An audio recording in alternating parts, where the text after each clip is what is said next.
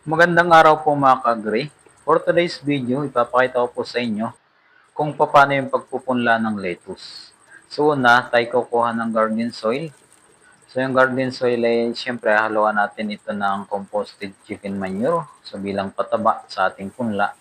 So ganun din, gagamit tayo dito ng rice hull. So ito yung tinatawag natin na ipa ng palay. So matapos natin yan na may prepare, so paghahalo-haloin natin yan mga ka-agree. Ito yung magsisilbing gagamitin natin para doon sa pagpupunla natin ng lettuce. Kasi once na tayo nagpunla, kailangan yung lupa na gagamitin natin ay malusog or mataba na. So kaya kailangan natin gumamit ng pataba sa ating pagpupunla. So yun, nahalo-haloin natin siya mga ka-agree. So itong garden soil nga, nilalagyan natin itong composted na chicken manure.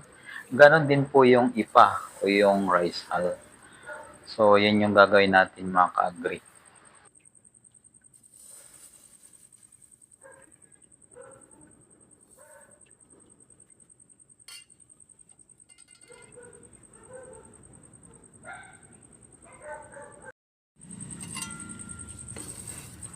Then matapos natin mga ka-agree mapagsama-sama, ay atin mga haluin mabuti ito.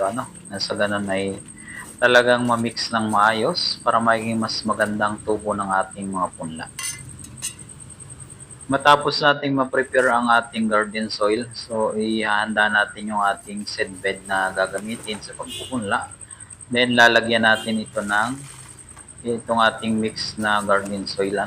So lalagyan natin siya ng tuloy-tuloy na kung saan ito yung gagamitin natin naman sa pagpunla ng ating lettuce.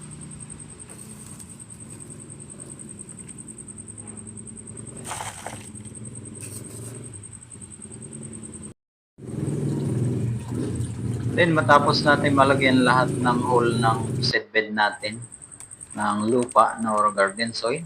So isusunod naman natin yung paglalagay ng butas. So kailangan nating butasan na sa ganun ay malagay natin ng maayos yung mga binhi natin ng lettuce. Na sa ganun na hindi siya matatapon. So lalagyan natin lahat yan ng butas para malagay natin yung ating lettuce.